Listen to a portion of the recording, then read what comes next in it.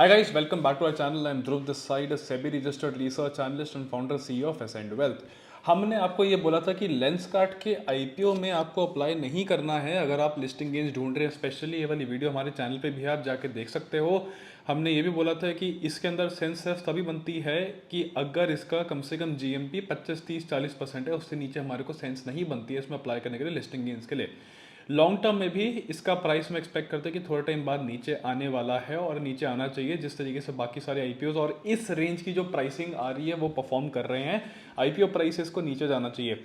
Listing आज देखोगे किस तरीके से हुई, काफ़ी म्यूटेड हुई है। इतनी स्पेक्टेकुलर लिस्टिंग नहीं हुई है जितना लोग इसको एक्सपेक्ट कर रहे थे कि चलो एटलीस्ट कुछ प्रीमियम मिलेगा, कुछ होएगा। ठीक है, एग्जैक्टली हुआ क्या था, आपको प्राइस बैंड पता है। प्राइस बैंड इसका 380 से 402 के आसपास था, फ्लैट लिस्टिंग थी, बट उसके बाद नीचे भी गया था 350 तक। ये बीएसई है, एनएसई पे जाके देखोगे तो आपको क्या दिखेगा कि बिल्कुल इसने 402 का प्राइस बैंड था, 404 पे क्लोज किया, बिल्कुल फ्लैट के बराबर। आपको ये भी समझ आएगा कि इसके अंदर ओपन 395 पे था, बैंड के बीच में लोग हायर पे अलॉट हो रहे हैं। 395 अपना 402 के प्राइस पे आपको अलॉटमेंट मिल रही है। लिस्टिंग हुई है 395 पे, तो लिस्टिंग प्राइस उससे नीचे है। नंबर 1 पॉइंट, डिस्काउंट पे लिस्ट हुआ है। उसके बाद आप ये भी देखो कि हाई और लो, ठीक है, लो इतना आपने ज़बरदस्त 350 का मारा हुआ है, तो आप ये भी समझ जाओ कि इसमें अभी भी इंटरेस्ट कम है, बाद में भी इंटरेस्ट कम होगा। अगर ये छोटा सा आपको दिखाने के लिए यहाँ तक भी थोड़ी बहुत बाइंग आ गई, बट एक टाइम पे जाके इसकी करेक्शन इस तरीके से नीचे आने वाली है। इसमें हमारे को पता है कि वैल्यूएशन खराब थी, हमें ये भी पता है कि हमें इसमें इन्वेस्ट नहीं करना है। बट आप स्क्रीन पे एक और चीज़ देखो ध्यान से कि इसके अंदर 20 से ज़्यादा म्यूचुअल फंड हाउसेज हैं इंडिया में जिन्होंने इस आईपीओ में पार्टिसिपेट किया था। और मैं नंबर नहीं बोल रहा, डेटा है, आप खुद जाके इसकी एंकर बुक पूरी पढ़ेंगे तो आपको समझ आ जाएगा। 20 से ज़्यादा म्यूचुअल फंड हाउसेस है जिसने लेंसकार्ट के इस आईपीओ के अंदर यहाँ पे अप्लाई किया था। अब इसके अंदर आप एक और ट्रेंड देखोगे कि आपको दिखेगा कि इसमें से बहुत ही कम 2-4 म्यूचुअल फंड थे जिन्होंने कन्विक्शन के साथ इसको उठाया। इसका मतलब है अच्छी क्वांटिटी में लिया है। और मेजॉरिटी जो म्यूचुअल फंड्स थे उन्होंने सिर्फ 0.1 से 0.2% ही एलोकेट किया था इस आईपीओ के लिए। अब इससे आपको एक और चीज़ समझ आती है कि बहुत सारे म्यूचुअल फंड्स में अभी भी इस स्टॉक के लिए कन्विक्शन कम है। बट लोगों को लगता है कि कन्विक्शन क्या होती है। कन्विक्शन होती है कि अगर एक फंड अप्लाई कर रहा है किसी आईपीओ में तो उसके पास कन्विक्शन है क्योंकि उसने अप्लाई कर दिया।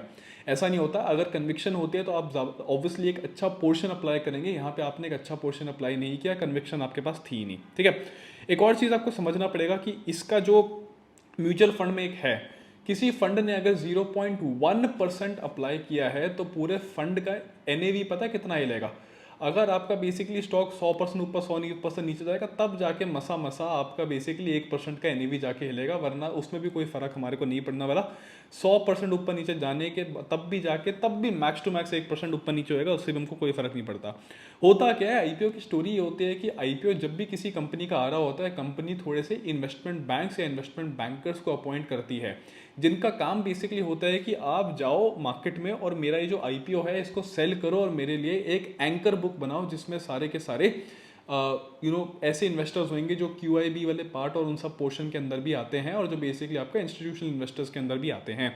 तो ये लोग बेसिकली मार्केट में जाते हैं इस आईपीओ को सेल करने, और ये लोग ही हैं जो डिसाइड करते हैं कि किस फंड को कितना हम एलोकेट कर सकते हैं और कितना हम ऑफर कर सकते हैं मैक्स टू मैक्स। तो इनका काम होता है डिसीजन मेकिंग कि यार हमको इस फंड को इतना ही देना है मैक्स टू मैक्स। ठीक है, फंड को मिलते हैं, फंड हाउस बेसिकली डिसाइड करता है। बट अगर फंड हाउस इंटरेस्टेड नहीं भी होता है उस आईपीओ में अप्लाई करने के लिए, तब भी कई बार फंड हाउस ज़बरदस्ती पैसा लगाता है।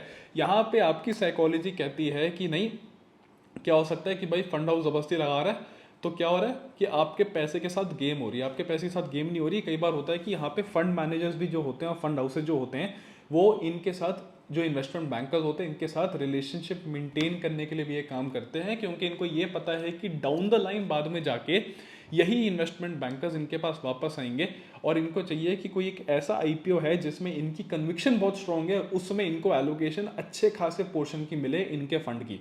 तो ये इस रिलेशनशिप के रीजन से भी मेजॉरिटी फंड्स पार्टिसिपेट करते हैं। जो लोग इसमें पार्टिसिपेट नहीं भी कर रहे होते हैं वो भी इसीलिए इसमें पार्टिसिपेट कर लेते हैं, बिल्कुल 0.1-0.2% के हिसाब से जो 20 से ज़्यादा म्यूचुअल फंड्स ने किया है। लेकिन इसमें इंटरेस्टिंग डेवलपमेंट ये है कि एक पब्लिक डिस्क्लोजर है। पब्लिक डिस्क्लोजर के अंदर आप देख सकते हो एंकर बुक में कि किसने किया है, किसने नहीं किया है, किसने नहीं किया उसमें भी एक अच्छी लिस्ट है जो मेरे को याद भी है। इन्वेस्को म्यूचुअल फंड है उसने नहीं किया था, पराग पारिक म्यूचुअल फंड है उसने नहीं किया, फिर आपका टाटा है जिसने नहीं किया, फिर आपका हीलियोस है, फिर आपका निपॉन है, फिर आपका यूटीआई है। ये बेसिकली आपके बड़े बड़े 6-7 नाम हैं जिन्होंने लेंसकार्ट के आईपीओ में अप्लाई नहीं किया था। इवन 0.1% डाल के भी अपने फंड का इनको बेसिकली प्लीज़ नहीं कर रहे थे। तो ये रीज़न होता है कि म्यूचुअल फंड्स चाहे घटिया से घटिया भी आईपीओ आ जाए उसके अंदर इसीलिए इन्वेस्ट करते हैं क्योंकि इनकी एक रिलेशनशिप का एक टर्म होता है जिसमें रिलेशनशिप मेंटेन करना चाहते हैं कि कल को बहुत अच्छा कोई आईपीओ आए तो उसमें हमारे को एक एलोकेशन ज़्यादा मिल पाए जिससे हमारा फंड मार्केट में दूसरों से अच्छा परफॉर्म करे और ज़्यादा लोग हमारे फंड में आके इन्वेस्ट करें, अपना पैसा जो डालें, जिससे इनकी मैनेजमेंट में जो इनका एक्सपेंस रेशो होता है जिससे ये अपना कमाते भी हैं वो भी इनकी इनकम फिर साल के साल ऊपर जाती है जितना ज़्यादा ये फंड मैनेज करते हैं। गेम सिर्फ इतनी होती है, स्ट्रक्चर इतना सिंपल होता है। आपको समझ आ गया तो इस वीडियो को लाइक कर देना और बाकियों के साथ भी आप शेयर कर देना। ऐसी और वीडियोस के लिए चैनल सब्सक्राइब करना मत भूलना। और विद दैट नोट मैं आपको मिलता हूँ आगे के वीडियोज़ में। Bye bye, take care.